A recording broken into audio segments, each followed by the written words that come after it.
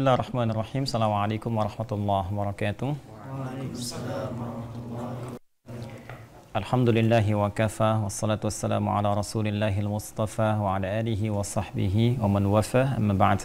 Fa ya ahbaballahi wa ahbaba rasulihi sallallahu alaihi wasallam, usi nafsi wa iyyakum bi taqwallahi faqad al-muttaqun fala tamutunna illa wa antum alladzina amanu taqullaha haqqa tuqatih wa la tamutunna illa wa antum muslimun. Saudara-saudariku dimanapun Anda berada, berjumpa kembali dalam kajian kitab Sahih Al-Bukhari, Kitab As-Siyam, bersama kami dan juga dari saudara-saudara kita, teman-teman PKU, Pendidikan Kadar Ulama. Semoga kita semua senantiasa dirahmati oleh Allah Subhanahu wa taala, diberikan kekuatan untuk menyempurnakan ibadah siyam kita, dan lebih khusus semoga Allah menerima ibadah yang telah kita tunaikan dari hari pertama sampai dengan saat ini insyaallah. Baik, kita akan coba lanjutkan pembahasan kita di pertemuan yang lalu, masih dalam pembahasan Kitabus Shaum. Kemarin kita sudah belajar ya tentang penamaan Sahih Al-Bukhari. Teman-teman sekalian, bagi yang baru bergabung silahkan dirujuk ya, dilihat kembali tayangan kami di hari pertama bulan Ramadan yang lalu. Kita sudah jelaskan tentang penamaan Sahih Al-Bukhari. Masih ingat nama panjangnya, Pak? Al-Jami', Al-Musnad, As-Sahih, Al-Mukhtasar min umuri Rasulullah sallallahu alaihi wasallam wa sunanihi wa ayyamihi. Jadi penamaan Al-Jami' menunjuk kepada susunan kitab-kitab hadis berdasarkan topik yang sifatnya umum. Ingat ya, sifatnya luas. Kalau masalah fikih, nama kitabnya apa? Sunan. Jadi kalau cari tentang hadis yang spesifik membahas tentang persoalan fikih, maka cari kitabnya kitab Sunan. Ya, di antara sunannya ada apa yang dihafalkan? Sunan Tirmidzi, Abu Daud, An-Nasai, ya, Ibnu Majah, dan yang lain seterusnya. Kemudian kalau kita ingin mencari misalnya kumpulan para sahabat yang meriwayatkan hadis, kitab apa namanya? Musnad. Yang paling populer Musnad apa? Imam Ahmad bin Hanbal. Jadi kalau kita ingin cari Sayyidah Aisyah misalnya, kalau ada saudari kita ya atau ibu misalnya pengen tahu Sayyidah Aisyah hadisnya apa saja, pengen seperti beliau, nah itu boleh cari kitab Imam Ahmad, cari Musnad Sayyidah Aisyah radhiyallahu taala anha. Ya, termasuk misalnya musnadnya siapa lagi? Ibnu Abbas radhiyallahu taala anhuma dan lain sebagainya. Kalau kita ingin cari hadis nih dari alfabetis misalnya atau topik misalnya, apa kitabnya? Mu'jam. Yang paling populer apa di antaranya? Mu'jam Tabrani ya. Jadi nanti bisa dilihat. Nah, sekarang bersama kita kitab Sahih Al-Bukhari. Kita telah menguraikan pembuka ya di kesempatan yang lalu tentang sistematika kitab Sahih Al-Bukhari, kenapa dinamakan Sahih Al-Bukhari. Kemudian kita sudah masuk kepada kitab yang ke-30 karena spesifik membahas tentang kondisi Ramadan, yaitu Kitabus Shaum. Kita sudah bahas pertemuan lalu tentang saum dan siam. Masih ingat saum disebutkan berapa kali dalam Al-Quran? Satu kali. Surah apa? Maryam. Ayat ke berapa? 26 ya. Kemudian siam disebutkan berapa kali? 9 kali. Jadi kalau disebutkan saum, masih ingat ya, maknanya luas ya, mencakup semua makna puasa, menahan. Jadi apapun yang ditahan itu namanya apa? Saum. Tapi kalau kita bicara tentang puasa dalam pengertian punya ketentuan khusus, punya syaratnya ya, punya aturan-aturannya, maka yang disebut namanya apa? Siam. Jadi kalau teman-teman baca Al-Quran menemukan kata siam, itu yang dimaksud puasanya nggak boleh sembarangan, nggak bisa semau kita gitu kan. Nah, tapi ada aturan yang melekat yang harus kita ikuti. Disebutkan berapa kali siam dalam Al-Quran? 9 kali. Nah, dan puasa Ramadan juga menggunakan kata siam. Al-Baqarah 183 kan? Ya ayyuhalladzina amanu kutiba alaikumus siam. Nah, ini menunjukkan bahwa puasa Ramadan nggak boleh orang sembarangan semaunya. Ya, kalau pengen puasa pengen buka ya pengen, tidak begitu. Ada aturan, ada ketentuannya, syarat dan ketentuan berlaku ya. Jadi, nah di sini Kitabus Shaum, kenapa menggunakan kata saum? Seperti pernah kita uraikan di pertemuan lalu bahwa karena dalam penjelasan ini hadis-hadis ini nanti akan mencakup segala hal yang terkait dengan puasa. Ya, bukan hanya Ramadan saja, nanti ada korelasi dengan puasa-puasa sunnah, ada dalam konteks menahan dan sebagainya. Karena itu di sini menunjukkan kefaqihan dari segi bahasa Al-Imam Al-Bukhari, jadi mengerti dan paham bagaimana beliau memilih kata-kata yang sesuai dengan topiknya. Baik, kita kemarin sudah bacakan hadisnya ya. Baik, sebelum kita sampai kembali bacakan, penting diingatkan bahwa pertama, dari setiap kitab, jadi beliau ini punya topik-topik di kitab Sahih Al-Bukhari, ada 97 topik. Setiap topik diberi nama dengan kitab. Ya, ingat bukan taufik ya. Kalau taufik itu buat taufik. Yang kitab topik namanya ya. Jadi setiap topik namanya apa? kitab. Ya, jadi pertama misalnya kitab Badul Wahyi, ya kan? Yang terkait dengan wahyu. Kedua kitabul iman, terkait dengan iman. Ketiga kitabul ilmi, terkait dengan ilmu. Ini ke-30 kitabul shaum, terkait dengan puasa. Nanti setiap topik ada subnya lagi. Subtopik ini disebut dengan bab namanya. Jadi setiap kitab ada bab, setiap bab ada hadisnya. Nah, kalau sebelum sampai kepada babnya, biasanya setelah kitab, nah masuk kemudian akan sampai kepada bab, itu nanti akan disampaikan dalil Al-Qur'annya dulu. Jadi ini merujuk kepada dua sumber referensi utama. Adabnya begitu. Kalau kita ingin menyampaikan kesan, pesan, atau informasi seputar dengan ibadah, maka rujukan pertama dalil dari apa? Al-Quran. Nanti penjelasnya dari apa? Hadis Nabi Sallallahu Alaihi Wasallam. Kemudian penafsirannya rujuk pada para ulama. Jangan kita menafsirkan sendiri, ya, karena ulama teruji keilmuannya, latar belakangnya. Baik, disinilah kemudian setelah itu beliau menyebutkan, ya ini tertibnya, sistematikanya kitabus shaum. Ini membahas tentang topik hal segala yang terkait dengan puasa. Bab wujubi shaumi Ramadan, bab yang menerangkan tentang kewajiban puasa Ramadan dan segala yang terkait di dalamnya. Ya, baik konteksnya puasa, aturan-aturan dari subuh sampai dengan maghrib harus apa yang kita lakukan, ataupun segala yang ditahan, ya kan? Segala yang ditahan saat puasa. Karena itu menggunakan kata shaum di sini. Jadi bukan sekedar kita tahan lapar, tahan haus, tapi nanti ada tahan berbuat maksiat, ya kan? Tahan memenuhi segala hal yang telah Allah tetapkan dan segalanya. Karena ini sifatnya disebutkan dengan kata umum, ya. Nanti mencakup spesifik penunaiannya dari mulai fajar subuh kemarin, ya, dikenal juga dengan apa namanya? Imsak, gitu kan? Masih ingat ya? Shaum, siam dan imsak. Jadi kalau shaum nama lainnya apa? Siam. Siam nama lainnya apa?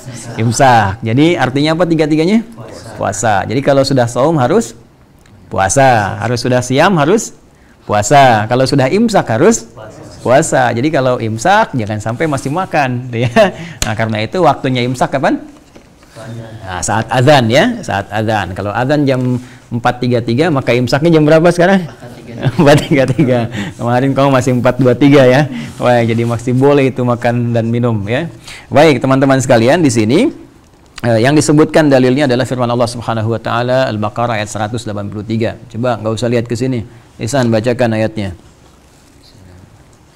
Ya ayyuhalladzina amanu kutiba alaikumusshiyam. Puasa ya?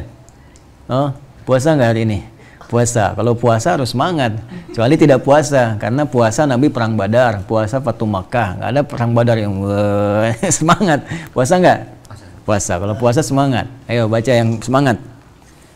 Ya ayyuhalladzina amanu kutiba alaikumusshiyam kama kutiba alal ladzina min qablikum la'allakum tattaqun. Nah, ini yang terkait dengan dalil kewajiban puasa dalam Al-Qur'an Al-Karim sebagai penunjuk pokok, ya, kewajiban menunaikan sebuah ibadah. Ini ada dua faidah di sini. Faidah pertama bahwa menunaikan segala ibadah seperti kita bahas pertemuan lalu harus didasarkan pada dalil. Ya, dalil pokoknya ada di mana? Di Al-Qur'an. Jadi sepanjang nanti kita mencari dalil, dahulukan Al-Qur'an dulu, ya. Nanti penjelas dari Al-Qur'an itu hadis-hadis Nabi sallallahu alaihi wasallam, keterangan Rasulullah sallallahu alaihi wasallam. Terkait puasa, ini pokok, dalil pokok kewajibannya ada di surah ke-2 Al-Baqarah di ayat 183. Jadi faidah pertama menunjukkan setiap ibadah mesti ada dalil. Faidah kedua, dalil pokok puasa ditemukan di Al-Baqarah ayat 183. Karena perintahnya wajib, kan? Nah, kutiba itu bentuknya kewajiban. Ya ayyuhalladzina amanu kutiba, diwajibkan. Jadi bentuknya di situ bentuk fi'il madhi tapi mengandung makna amr. Ya, bentuknya madi majhul. Kenapa majhul di situ? Nggak disebutkan karena bentuk pasifnya apa? Bentuk pasif dari kutiba apa? Kataba. Kataba itu mewajibkan, menulis, menetapkan, mewajibkan. Kenapa kewajibannya menggunakan kata kataba? Karena kewajiban ini selain disampaikan lewat lisan, yang dibacakan lewat Al-Quran, juga tertuliskan di mushaf. Ya, jadi Quran itu unik dan istimewa sekali. Ya, dibacakan di lisan, tertuliskan di mushaf. Jadi kewajibannya lebih kuat. Ya, jadi kalau Anda ingin memberikan perintah kewajiban, ya, misalnya hanya di lisan saja, ya, nanti orang tanya, apa bukti tertulisnya? Ya kan? Nah, kalau dituliskan saja ada orang berkata, saya nggak pernah ucapkan itu. Ya. Nah, Al-Quran itu menjadikan keduanya tergabung. Dituliskan di dalam mushaf dan terbacakan dalam Quran atau di lisan kita. Jelas ya? Nah, jadi ketika Allah sampaikan menggunakan kata kutiba, Anda jangan berkata begini, kata artinya menulis. gitu kan? Nah, itu berarti ilmunya masih standar. Karena yang di sini nanti ilmu loghahnya lebih berkembang. Jadi kataba itu bukan sekedar menulis, tapi mengungkapkan sebuah kewajiban yang kuat, yang saking kuatnya tidak hanya tersampaikan lewat lisan berupa firman, tapi juga tertuliskan untuk menjamin kekuatan di antara keduanya. Nah, kenapa bentuknya majhul, pasif, nggak aktif? Ya, aktifnya kan kataba. Ya, kalau aktif berarti ada apanya? Bentuk aktif. Ada subjeknya kan? Fa'ilnya kan? Ya, misalnya di sini yang mewajibkan siapa? Allah kan? Nah, kalau kita bentuk aktif di tafsir di luar Quran, kataballahu kan? Kataballahu alaikumusiyam. Tapi kalau bentuk pasif berarti dibuang kan subjeknya? Kutiba, fa'ilnya dibuang kan? Jadi kutiba alaikumusiyam. Asalnya kataballahu alaikum. Nah, sekarang pertanyaan saya, kenapa di sini fa'ilnya dibuang? Subjeknya dibuang? Ta'zim, apalagi? Ta'zim mengagungkan, apalagi?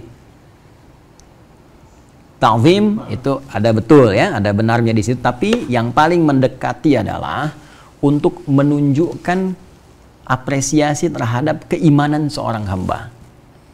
Sekaligus menguji tingkat keimanan kita.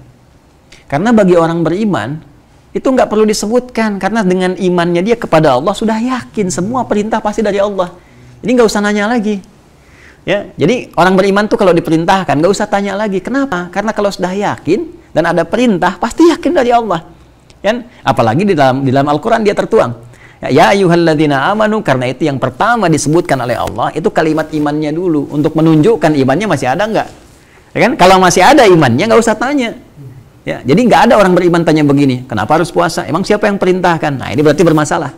Ya, makanya sering, kadang-kadang ada sebagian ustadz mengatakan, ya ayyuhalladzina amanu, hei orang-orang yang telah beriman. Yang tidak beriman, tidak hai. Artinya apa? Ya kalau memang belum beriman ya susah menerima perintah ini. Ya, kalau memang imannya lemah, tapi saking selemah-lemahnya pasti ada ketaatan. Ya, yang dikhawatirkan imannya itu purna gitu. Ya, imannya pupus, itu yang bermasalah. Jadi kenapa di sini bentuknya fi'il majhul atau bentuknya menggunakan bentuk fi'il madhi majhul, bentuk pasif untuk menguji kekuatan iman seorang hamba yang kalau diperintahkan apapun pasti dilaksanakan, tidak akan bertanya lagi. Karena itu yang Allah khitab, Allah ajak kemudian bicara, itu imannya. Ya ayyuhalladzina amanu, hai semua orang yang telah merasakan, menyatakan dirinya beriman. Kalau masih punya iman, kutiba alaikumusiyam, tunaikan puasa, diwajibkan bagi kalian. Maka orang beriman akan mengatakan sami'na wa ata'na, siap ya Allah.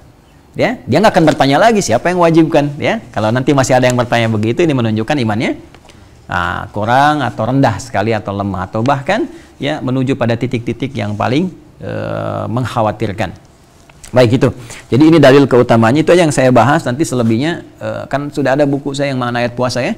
Nah, nanti dibaca itu. Di situ nanti saya tuangkan hasil dari bacaan dan referensi dari para ulama-ulama dari mulai huruf ya-nya, ya berapa kali disebutkan, kenapa pakai ya, kenapa pakai ayyuha ya, sampai tatakun di ujungnya. Nanti silahkan dibaca kembali. Ada ya, insyaallah ya. Baik. Nah, kemudian hadisnya ini yang kita bahas. Jadi dari Al-Quran, kewajiban pertama, dalilnya dilacak di Al-Quran. Ini adab ya. Jadi kalau kita nyari dalil, nanti kalau sudah teman-teman nanti sudah mau ceramah ke masyarakat, sudah mau menyampaikan ilmu, nah ini adab ini dijaga. Jadi kalau kita mau menyampaikan perintah ibadah, informasi, maka runtutan pertama kali skema penyampaian kita adalah dalil Quran. Setelah itu apa? Hadis. Itu diurutkan. Nanti dari Quran dan hadis bagaimana syarah dari para ulama. Ya, dari kalangan sahabat, tabi'in sampai ulama-ulama sampai ke kita sekarang. Jangan dahulukan pendapat kita dulu. Ya, kita siapa gitu kan? Kita siapa? Jadi ini tertibnya dari Allah Subhanahu wa taala yang berfirman, kemudian Nabi SAW menyampaikan lewat hadis, setelah itu baru kemudian ke ulama-ulama dari kalangan-kalangan sahabat, kemudian tabi'in sampai ke kita. Jelas ya? Baik. Teruskan ya hadis yang kemarin kita bacakan. Ya, siapa yang baca ulang? Affaf baca. Haddatsana Qutaibah. Pakai qala dulu. Nah, qala itu begini, ini tertib di ilmu hadis. Jadi kalau kita katakan haddatsana, telah menyampaikan kepada kita. Siapa yang menyampaikan ke kita?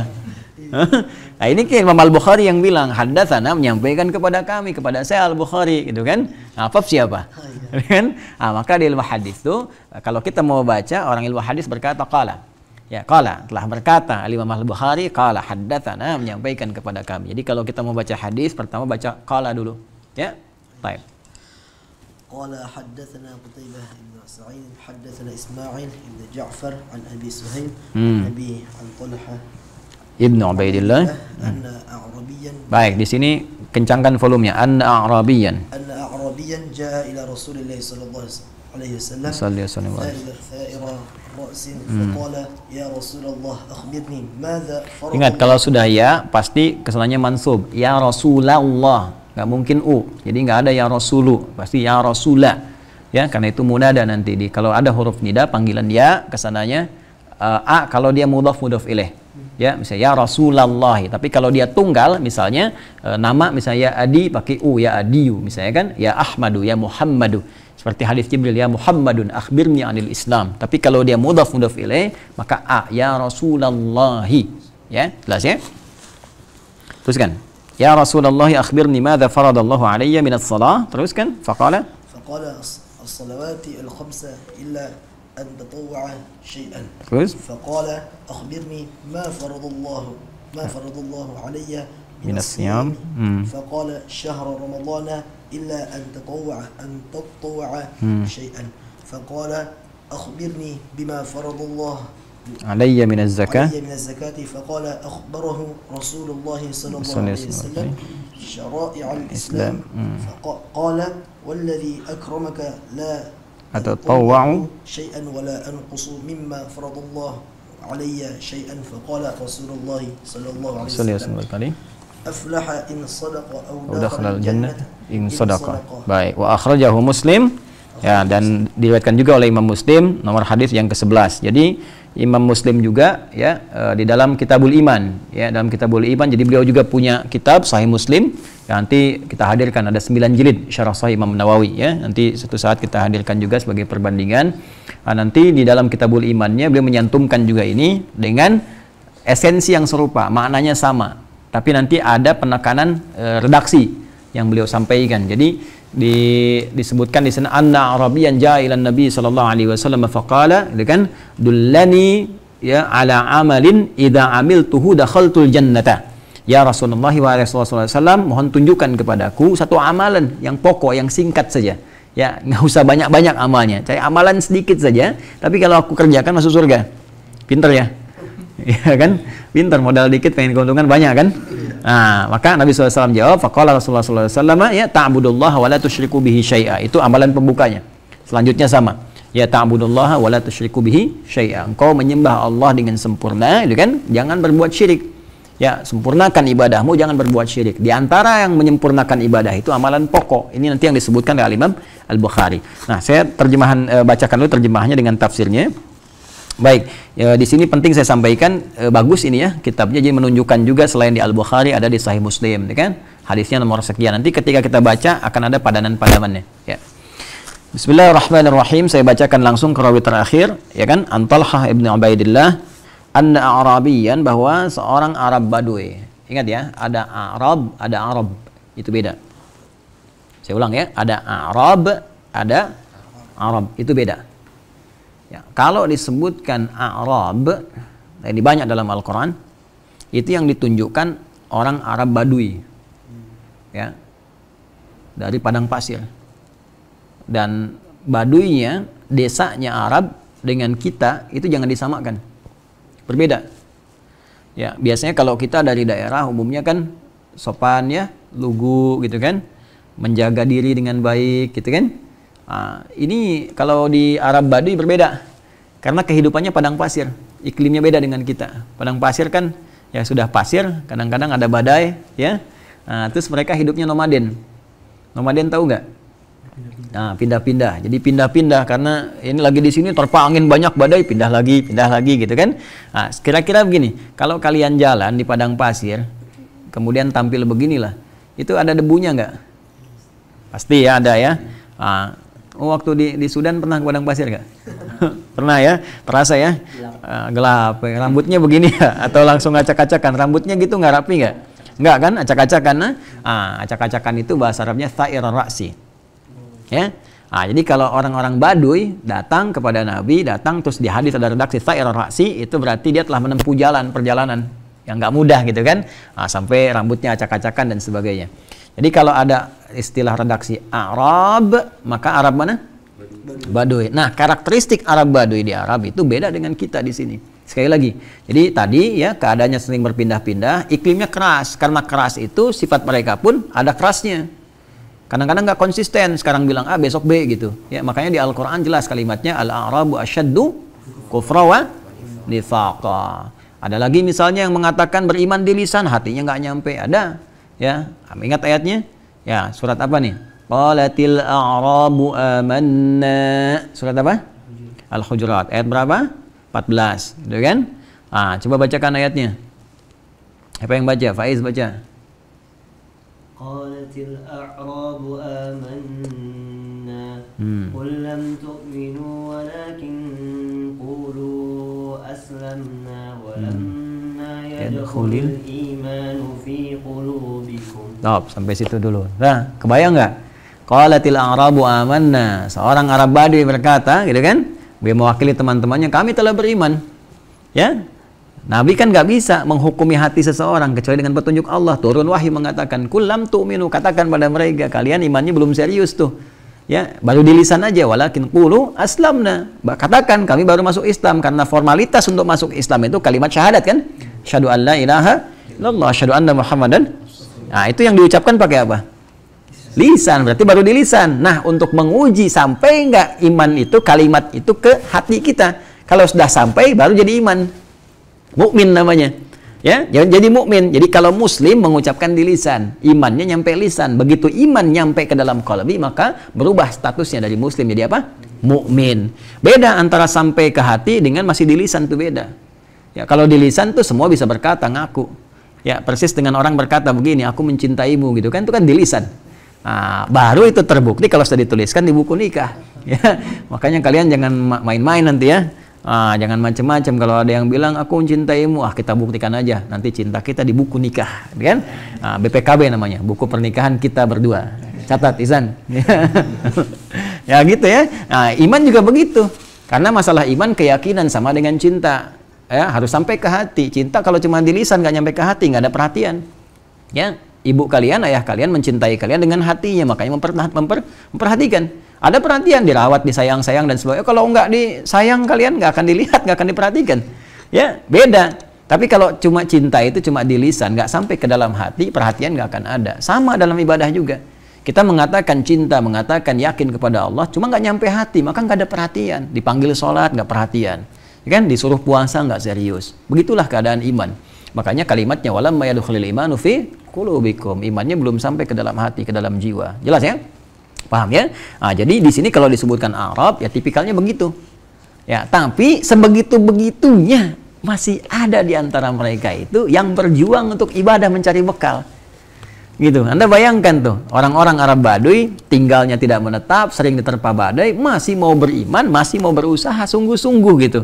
Ya kan? Gitu, dan dia datang kepada Nabi, berjuang datang sampai rambut acak-acakan. Ya kan? Nah, sekarang bandingkan dengan kita sekarang, hidup nyaman, tempat menetap baik, makan enak dan sebagainya. Masa nggak ada perjuangan untuk belajar? Ya kan?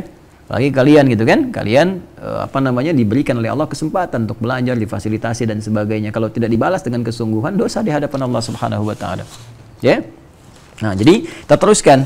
Nah, makanya di sini kalimatnya anna Arabiyyan ja'a ila Rasulillah sallallahu alaihi wasallam tha'ira ra'si. Nah, ada kan? Tha'ira ra'si dalam keadaan rambutnya acak-acakan. Nah, kalau misalnya bukan orang Baduy, Arabnya disebut Arabun namanya. Arab itu kalau sudah disebut Arab berarti berpendidikan. Ya, nanti tampilannya beda. Kalau kalian umrah atau haji, insya Allah, ya ada sebagian yang sudah berangkat, nanti dilihat rapi, bersih. Ya, orang-orang Arabnya itu berpendidikan. Kata-katanya itu biasanya halus, ya biasa. Tapi kalau misalnya Arab yang nggak berpendidikan dari padang pasir, nah itu biasanya kalau nawarin di Mekah, ya kalimatnya kencang tuh, ini mobilnya banyak debu, gitu kan?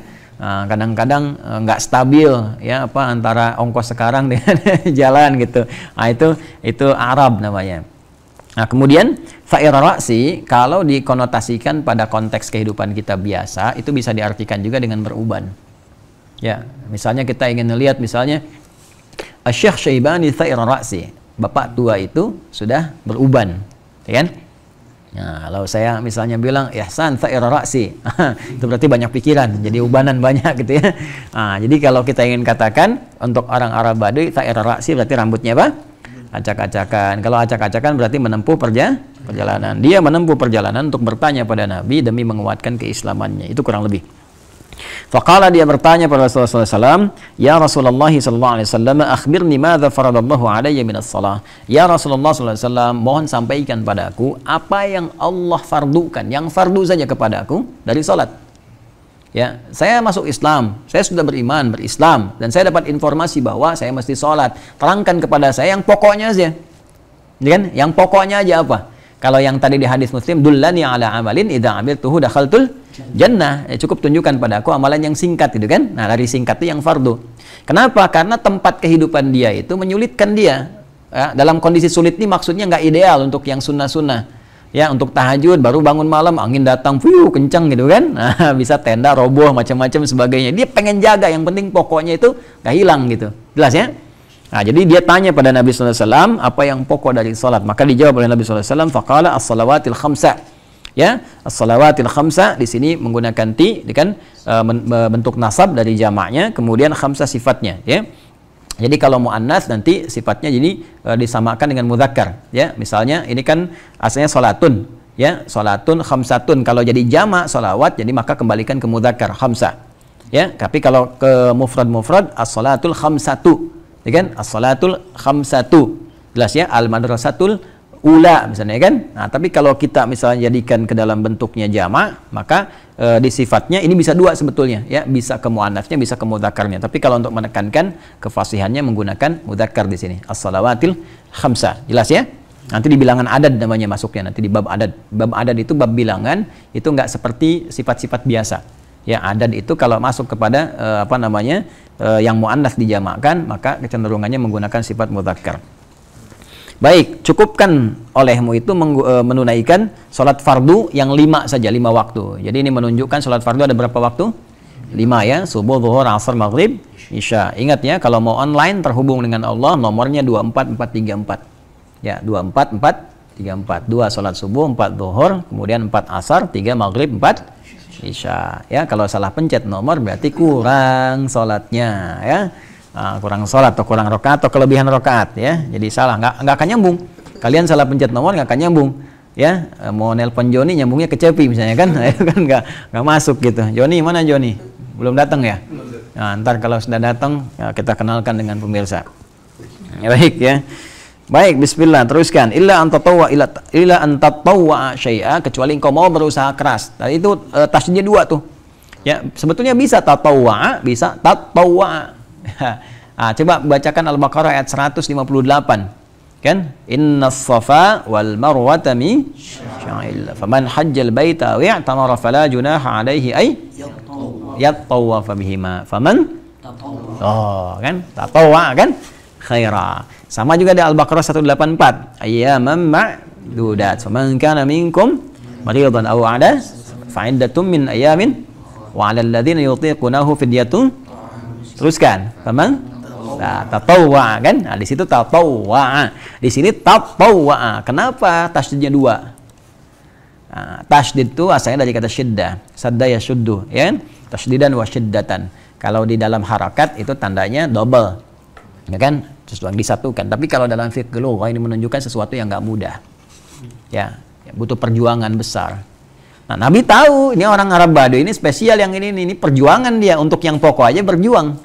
Ya, apalagi mau mengerjakan nambah yang sunnah, perjuangannya double. Karena itu Nabi menggunakan tasydidnya 2, tatawwa di sini. Kalau kau mau berusaha lebih keras lagi.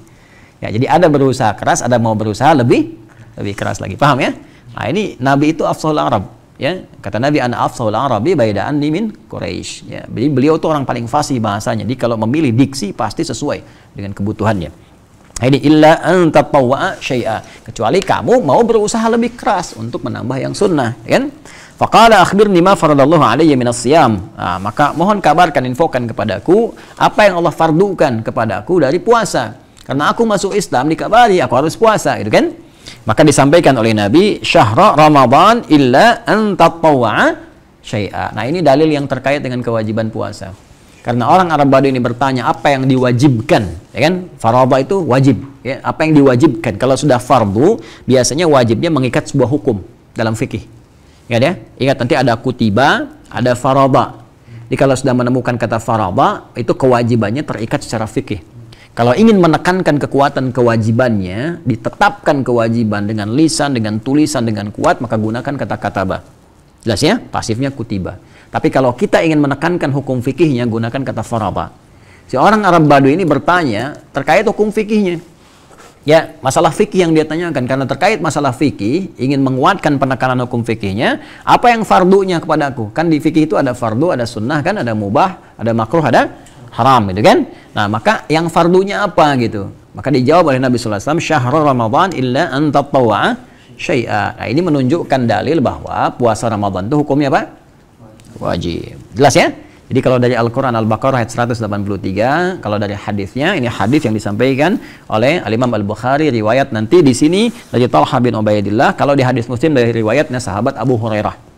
Jadi dua riwayat, ya, dua riwayat nanti, yang satu dari Abu Hurairah, yang satu dari Talha bin Ubaidillah, yang satu di Imam Al-Bukhari, satu di Imam Muslim. Nah, kayak ginilah, saya kan kalau nyampaikan, kalian kan ada 6 orang di sini, ya. Yang saya sampaikan boleh jadi redaksinya bisa berbeda dari setiap orang, tapi isinya sama.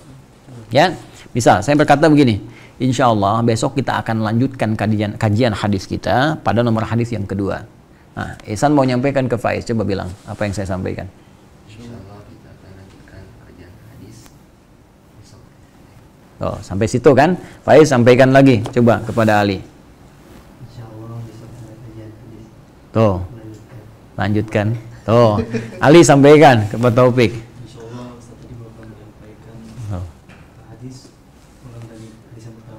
Tuh, padahal ini orang yang masih di sini kan? Saya masih di sini, gitu kan?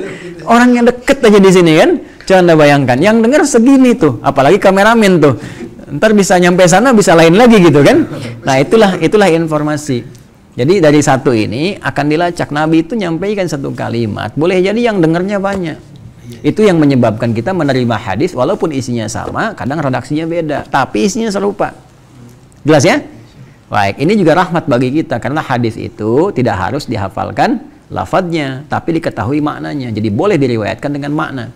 Beda dengan Al-Quran. Kalau Al-Quran firman Allah, maka lafadz dan maknanya harus serupa sama. Dijamin kemudian dari setiap huruf dan harakatnya.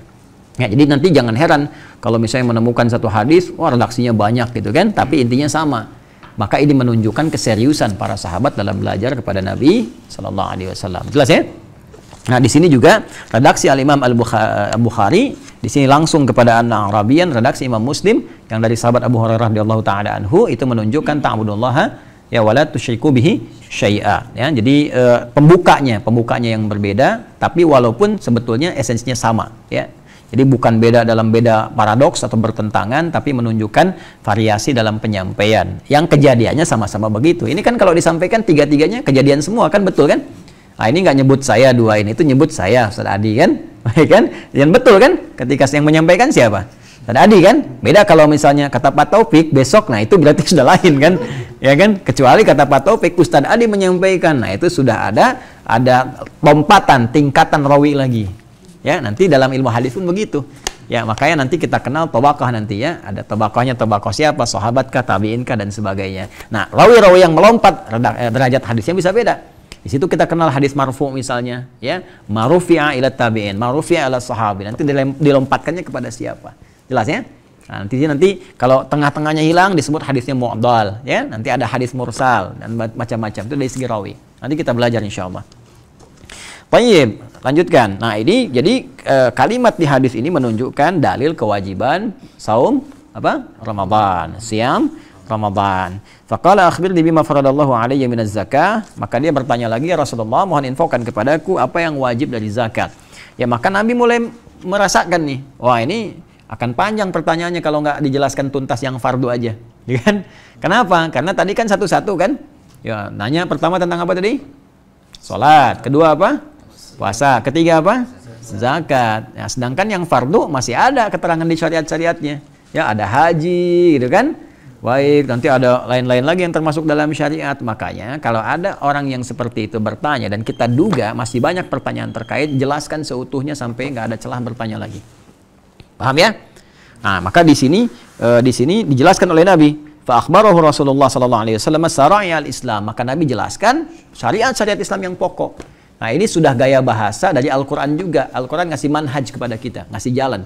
Jadi kalau ada orang bertanya dan pertanyaan itu akan terkait dengan aspek lain, jelaskan ke aspeknya walaupun nggak ditanyakan. Kecuali kita jawab kemana-mana yang ada kaitannya. Contoh misalnya, Al-Baqarah ayat ke 215. Siapa bisa bacakan? Paling kanan sebelah bawah. San. Yas'alunaka madza yunfiqun.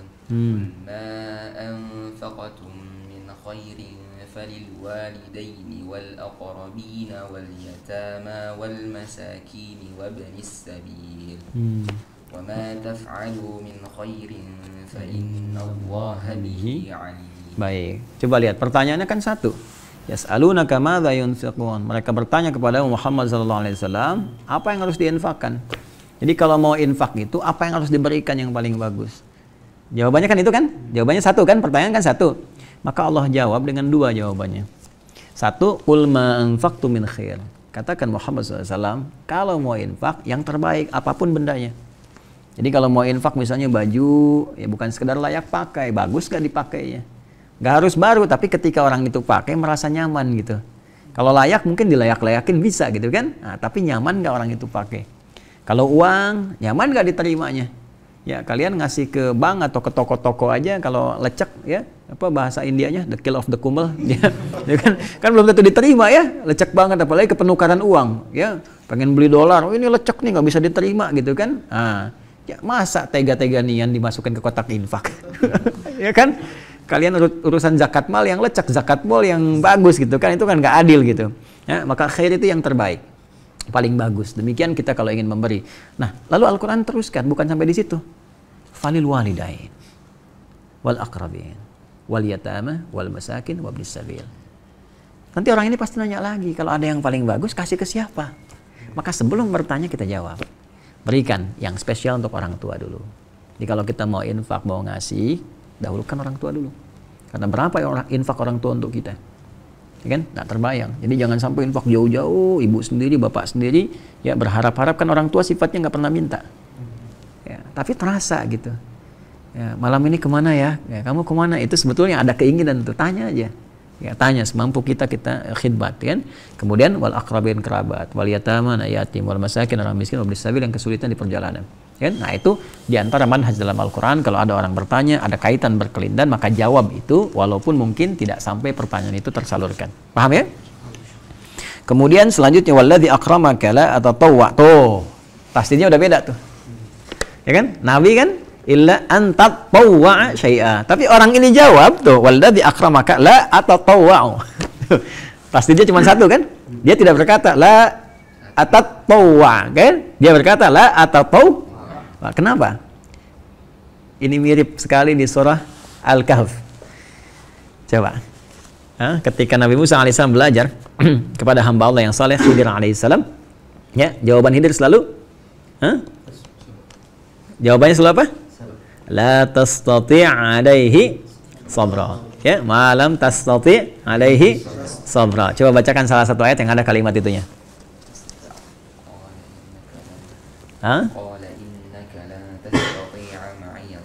Qala innaka lan tastati'a, panjang toknya, tati'a ma'iya sabra. Coba, setelah kemudian hikmahnya dibuka, kenapa kapal ditenggelamkan, kenapa anak diperintahkan harus meninggal dan sebagainya sesuai dengan ajalnya.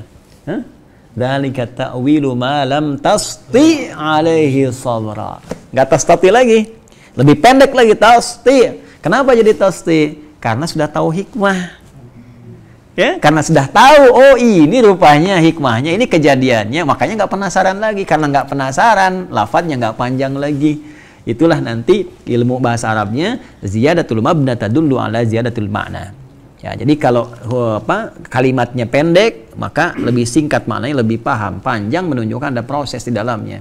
Pada awal kenapa menggunakan tastati panjang? Karena belum paham. Tapi setelah kemudian mengerti, baru kemudian jadi pendek. Sama nanti mafatih dengan mafatih, ayatnya yang hilang. Nanti itu ada di Al-Quran, bisa kita temukan. Nanti dalam kajian tafsir kita ngaji ke situ ya. Jelas ya. Nah, di sini pun kenapa si orang Arab Badui mengatakan walladzi akramaka la atatawwa. Kenapa tasdidnya cuma satu? Karena udah jelas dari Nabi keterangannya. Ya, Waduh ya Rasulullah, jangankan berusaha keras, lebih keras, berusaha keras saja rasanya saya susah gitu ya. Maka saya bersumpah demi Allah yang telah memuliakan engkau. Ini kalimat sumpah yang paling bagus. Biasanya ada orang mengatakan walladzi nafsi biyadi, ya demi jiwaku yang dipegang olehnya. Ini bersumpah dengan Rasulullah, ya demi kemuliaannya. Walladzi akramaka, ya Allah, aku bersumpah demi Allah yang telah memuliakan engkau. Ya, jadi dia tidak mengatakan bersumpah demimu ya, tidak, tapi demi kemuliaan Nabi SAW. Karena itu nanti biasanya gini, kalau orang memuliakan kita, kita bahas mulia nggak? Ya kan? Nanti kita lihat apa balasannya orang yang memuliakan Nabi. Jadi ketika orang ini sumpahnya memuliakan Rasulullah, dia berkata, la atatawa'u syai'a wa la ankusu mimma faradallahu alayya syai'a. Ya Rasulullah, saya bersumpah demi yang telah memuliakan engkau, saya akan konsisten mengerjakan yang fardu saja, karena kesulitan saya mengerjakan yang sunnah. Jadi mungkin saya nggak bisa kerjakan yang sunnah, tapi saya konsisten dengan yang fardu. Maka apa jawab Nabi? Faqala Rasulullah sallallahu alaihi wasallam, aflaha in sadaqa aw dakhala al-jannata in sadaqa. Perhatikan, ketika seseorang memuliakan Rasulullah, Rasulullah balas dengan kemuliaan di lisannya berupa doa.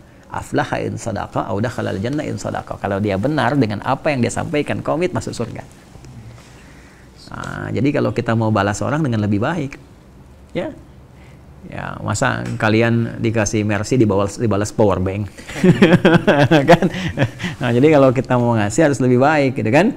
Kalau orang kasih ucapan salam, doa assalamualaikum, balas lebih baik. Waalaikumsalam warahmatullahi wabarakatuh. Itu konsep kita. Di ucapan aja udah begitu.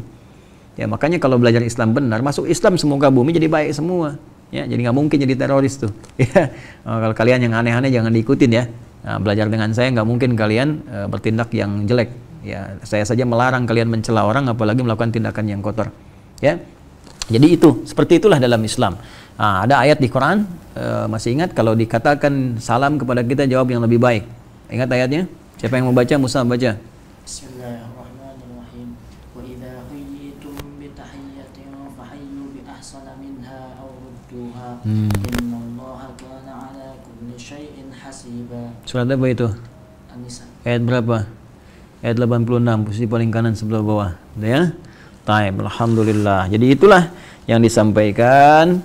Jadi di sini kesimpulan pertama bahwa ini dalil yang menunjukkan kewajiban puasa Ramadan. Jadi kalau kita ingin mengerjakan ibadah mesti ada apa? Dalil. Dalilnya dari apa pertama? Al-Quran. Kedua apa? Sunnah hadis Rasulullah SAW. Ini juga menunjukkan kepada kita betapa pentingnya memelihara amalan-amalan pokok. Ya kan? Nah, yang pokok jangan sampai kemudian karena kesibukan yang pokok pun terabaikan. Cita-cita surga itu paling aneh semuka bumi itu. Ya, cita-cita surga tapi menunda-nunda kewajibannya. Ya, untuk membuka pintu surganya malas. Bagaimana bisa masuk ke pintunya? Sholat itu kan pintu surga, puasa pintu surga. Pengen ke surga nggak pengen buka pintu. Itu siapa gitu kan? Ya, ada nggak yang begitu?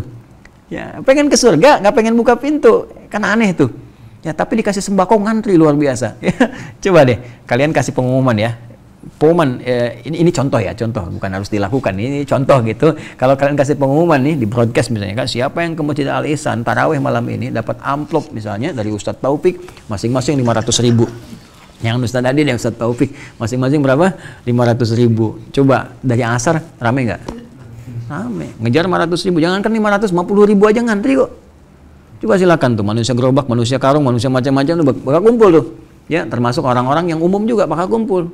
Sepanjang menerima informasinya, 50.000. Demi 50.000 Anda datang sebelum waktunya. Demi surga, Anda bermalas-malasan gitu. Nah, jadi ada sesuatu yang penting kita perbaiki cara berpikir manusia pada saat ini. Dan jangan ikut-ikutan ke situ. Biar yang tersesat setan saja, kalian jangan ikut. Ya, jangan ikut. Wala tattabi'u khutuwatis syaitan. Surat apa itu? Al-Baqarah pertama kali disebutkan, ayat berapa? 168. Posisi paling kanan bawah. Ya ayyuhan nasu kulu mimma fil ardi halalan thayyiban wa la tattabi'u khutuwatis syaitan innahu taib. Nah, ini kurang lebih yang kita bahas. Pemirsa dimanapun Anda berada, ini yang kita uraikan pada kesempatan kali ini. Dan alhamdulillah kita mendapatkan satu kesimpulan bahwa menunaikan ibadah Ramadan bagian hal yang diwajibkan oleh Allah Subhanahu wa taala. Hukum wajib ini mengikat dengan dua pemahaman utama. Pemahaman yang pertama secara fikih bahwa ketika dikerjakan kita akan mendapatkan pahala dari Allah Subhanahu wa taala, dan ketika kita melanggarnya maka besar di hadapan Allah konsekuensinya, disebut dengan maksiat dan mengandung dosa. Yang kedua, hikmah di balik kewajiban itu sesungguhnya bukan ingin memaksa kita mengerjakan sesuatu atau atau memaksa kita menjadi beban untuk mengerjakan sesuatu, tapi lebih memaksa kita untuk mendapatkan manfaat di balik sesuatu itu. Karena puasa ada banyak manfaat yang bisa kita raih.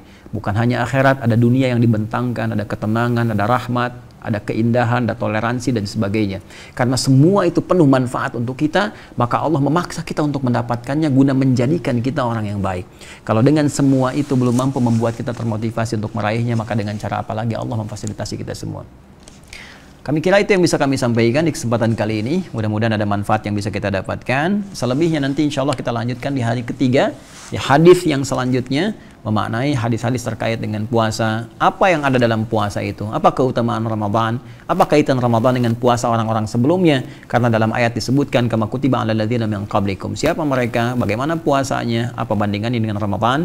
Insyaallah kita akan lanjutkan dalam kajian Kitabus Syam Sahih Al-Bukhari pada edisi berikutnya. Kita cukupkan ya teman-teman, semoga Allah rahmati kita semua. Allahumma taqabbal minna innaka antas samiul alim wa tub alaina innaka antat tawwabur rahim. Allahumma ij'alna min ahli al-Qur'an waj'al al-Qur'ana sahiban lana fid dunya wa syafi'an lana fil akhirati ya arhamar rahimin. Warzuq fi qulubina ya Allah hubbaka wa hubba nabiyyika sayyidina Muhammad sallallahu alaihi wasallam waj'alna min atba'i sunnati nabiyyina Muhammad sallallahu alaihi wasallam wa sallallahu ala habibikal karim rasulikal mustafa al-amin sayyidina Muhammadin wa ala alihi wa sahbihi ajma'in. Wa akhiru da'wana subhanakallahumma wa bihamdika nashhadu an la ilaha illa anta nastaghfiruka wa natubu ilaik. Walhamdulillahi rabbil alamin. Assalamualaikum warahmatullahi wabarakatuh.